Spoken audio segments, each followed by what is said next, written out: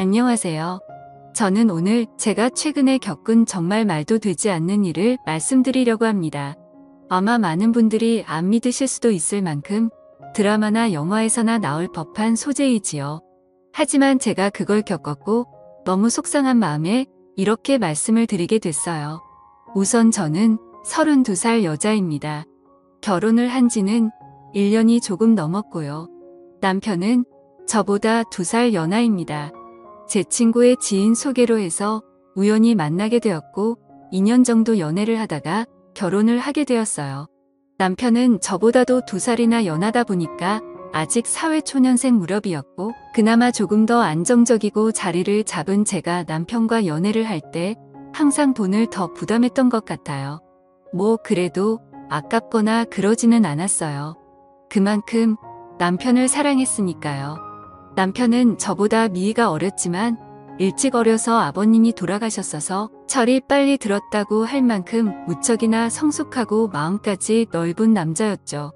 그렇기에 저보다 돈을 좀 못 벌고 했어도 그동안 만났던 남자들보다 훨씬 사랑한 마음이 컸고 그래서 결국 결혼을 하게 됐답니다. 결혼을 할 때도 남편 쪽에서 시어머니는 저를 반대하실 이유도 없었고 너무 쉽게 승낙을 받았지만 저희 집 부모님은 저희 남편을 상당히 못마땅해 하셨습니다. 부모님이 한 분이 안 계신단 것도 좋게 보지 않으셨고 형편이 좋지 못하다는 거나 나이가 어리다는 것 그리고 남편이 직장은 다니지만 그렇게 자랑할 만한 직장은 아니고 어떻게 보면 변변찮은 직장이었기에 저희 부모님은 정말 많은 반대를 하셨지요. 하지만 자식은 부모 없다고 하죠. 저희 부모님도 결국에는 제 뜻을 따라주셨고 결국 결혼을 하게 됐답니다. 결혼 비용은 당연히 제가 더 많이 부담했고요. 저희 집 형편도 그렇게 넉넉한 건 아니지만 남편 쪽보다는 확실히 조금 더 여유가 있는 상황이었고 저 또한 그동안 일을 하면서 허슨 곳에 돈을 쓰지 않고 차곡차곡 돈을 모았기에 제 또래 사람들보다는 모아둔 돈이 있었거든요. 그래서 대출을 좀 꺼서 저희 쪽에서 거의 다 내고 집은 제 명의로 해서 결혼을 했답니다. 이건 남편과 저와의 기본적인 설명이고요. 이제 제 여동생 이야기를 꺼내야 될 것 같네요. 저는 형제 중 여동생 하나 있어요. 여동생은 저랑 5살 차이가 나죠. 저랑은 완전히 정반대의 스타일이랍니다. 여자들끼리 흔히 여우라는 표현을 많이 쓰잖아요. 딱 저희 동생이 그런 스타일이에요. 질투심도 엄청 많고 어렸을 때부터 부모님 사랑을 독차지하고 싶어서 저에게 피해를 주면서까지 몹쓸 행동도 참 많이 하는 아이죠. 그에 비해 저는 여우보다는 곰 같은 스타일이라 동생이 그런 행동을 해도 알면서도 그냥 당해졌던 것들이 정말 많고 그냥 그런 모습도 귀여워 보였답니다. 그리고 나이가 먹으면 바뀔 거라 생각했죠.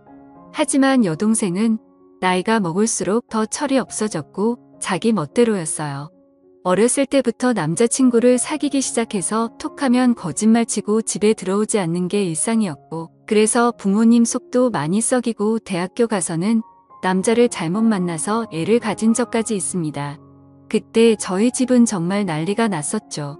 고작 20살 애가 그것도 자기랑 동갑내기인 남자랑 사고로 애를 만들어 왔으니까요. 부모님은 기가 찼고 그럼에도 저희 여동생은 조금의 미안한 기색도 없이 오히려 당당하게 그냥 지금 결혼하면 되지 않냐며 자기 인생이라며 오히려 부모님께 대들었었죠. 전 그때도 동생을 데리고 나가서 조용히 이야기를 하면서 이 아이의 말도 되지 않는 이야기를 최대한 들어주면서 달래주고 결국에 아이를 포기하게 했지요. 그리고 이 아이의 남자친구도 제가 만나서 다시는 저의 동생을 만나지 않겠다는 확언까지 들었습니다. 저 또한 정말 너무나 화가 나고 동생한테 실망했지만 저의 부모님까지 동생한테 등을 돌린 마당에 저라도 동생의 이야기를 들어주고 최대한 이 아이의 편이 되어줘야 한다고 생각했어요. 그렇지 않으면 정말 막무가내로 살아야 하는 아이였으니까요. 여튼 그런 큰 사건도 겪었지만 그때 잠시 조금 철이 들었다는 착각만 들었을 뿐 동생은 계속해서 철없이 막무가내로 생활했어요. 성적도 좋지 않아서 지방에 있는 전문대를 들어갔었는데 거기서도 간신히 졸업을 하고 나와서 거의 1년 가까이는 부모님에게 용돈을 받으며 매일 술을 마시고 남자를 만나며 살다가 돈이 부족하면 저에게도 항상 용돈을 달라고 조르고 결국 제가 동생 손을 부여잡고 동생에게 진지하게 말을 한 후에야 직장에 들어갔습니다. 사무직 일을 하는 직장이 아니고 그냥 매장 관리 쪽에서 직원으로 들어갔죠. 별거 아닌 거였지만 전 그래도 동생이 이제야 자기 힘으로 뭘 한다는 것을 기뻤어요. 여튼 그렇게 이 아이도 조금은 달라지고 있구나라는 생각이 들 무렵 저는 연애를 하기 시작했고 당시 남편에게도 제 여동생을 소개시켜줬었죠. 결혼까지 생각한 사이였으니까 당연히 제 여동생을 보여준 것이었고 여동생은 저희 남편을 되게 좋아했어요.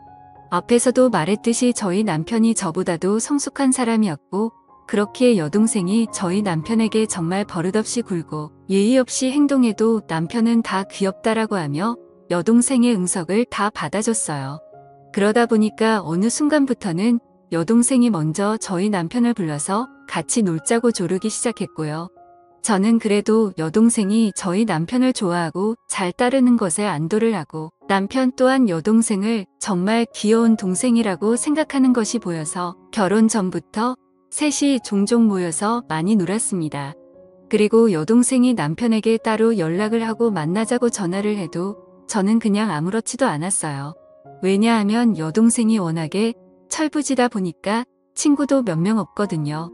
그렇기에 이 아이에게도 의지할 사람이 필요하고 그게 제 남편이면 더할 나위 없이 좋겠다고 생각을 한 저였습니다.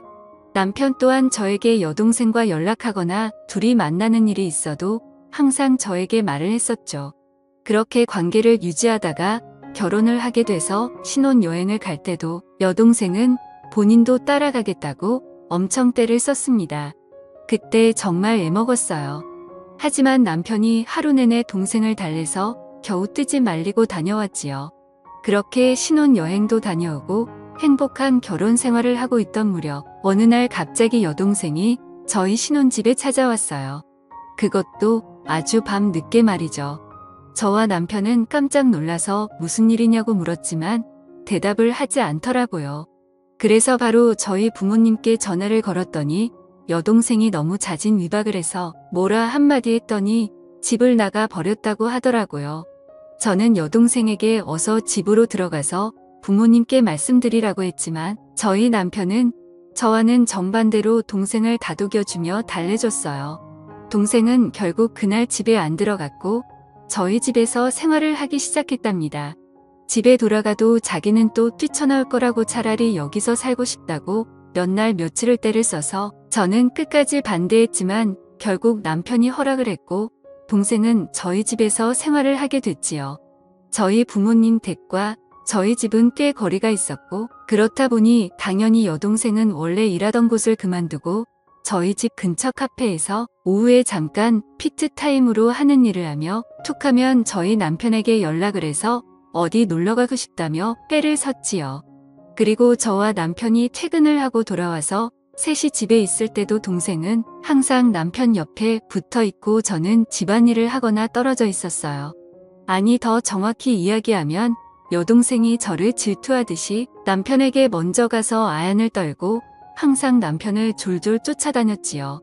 저는 이런 여동생의 모습에 화가 나기도 해서 남편에게 가끔씩 투정을 부린 적도 있지만 남편은 제 여동생이 어렸을 때 그런 큰일도 겪었다는 거에 안타깝게 생각한다면서 저의 투정보다는 항상 여동생을 더 먼저 신경 쓰기 시작했지요. 그리고 저도 여동생을 견제한다는 게 뭔가 말이 안 되고 제 스스로 웃기기도 해서 그냥 신경을 쓰지 않으려고 노력했답니다. 그러던 중에 제가 잠깐 3박 4일로 출장을 가야 될 일이 생겼었어요. 그런데 뭔가 단둘이 집에 남겨두기에는 조금 그랬기에 여동생에게 그냥 이제 집에 돌아가라고 이야기를 했지만 당연히 제 말을 듣지는 않았고 남편도 그 주에 일이 바빠서 집에 늦게 들어올 것 같으니까 저보고 그냥 안심하고 다녀오라는 말을 했지요. 저는 그래서 한편의 불안감을 남겨둔 채 출장을 가게 됐습니다. 출장을 가면서도 계속 남편과 연락을 하면서 갔고 거기서 일을 보는 도중에도 틈틈이 연락을 했어요.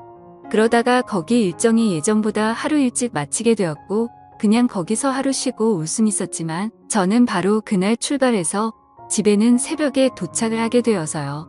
그렇게 집 비밀번호를 열고 들어가는데 우선 눈에 보이는 거실에는 안 죽어라고 보이는 여러 음식과 함께 술이 있었고 저는 바로 동생 방을 가보았지만 동생이 없기에 불안한 마음으로 문이 닫혀있는 저와 남편의 침실이 있는 방의 문을 열었더니 남편과 동생이 연인처럼 누워있더라고요. 저는 그 순간 정신이 멍했습니다. 아니, 그 상태로 몇 초 정도를 아무 말도 못하고 있었던 것 같아요. 그리고 나서 정신이 번쩍 들었고 소리를 질렀죠. 그때 남편과 여동생은 깜짝 놀란 채로 일어나더라고요. 둘이 변명하기도 전에 당황해하는데 그냥 딱 불륜 현장에 들켜서 행동하는 남자와 여자 같더라고요. 저는 그 꼴을 도저히 볼 수가 없어서 집에서 나갔고 그날 제 차 안에서 밤을 새고 그 다음날 집으로 들어갔습니다. 남편과 여동생은 일을 나간 상태였고 집에는 아무도 없었죠. 먹은 것도 깨끗이 치워놨더라고요. 여동생과 남편에게는 계속해서 연락이 왔지만 그 연락은 무시하고 남편에게는 집 비밀번호 바꿔놨으니까 들어올 생각 말고 이혼할 생각하고 있으라는 내용으로 카톡을 보내놓았고 동생에게도 이 사실을 부모님께 다 말씀드릴 거니까 그 더러운 놈과 행복하게 살든 지지고 볶고 살든 네 마음대로 하라고 카톡을 보내놨습니다. 당연히 집 비밀번호는 바꿔놨고요. 그날 결국 남편과 여동생은 제 집에 들어올 수가 없었습니다. 제 여동생은 본가로 돌아갔지만 제가 이미 이런 사실을 저의 부모님께 말씀을 드려놨기에 본가에서도 쫓겨났고요. 남편은 계속해서 오해라며 연락이 오고 있는 상태지만 저는 이혼 소송을 준비 중이랍니다.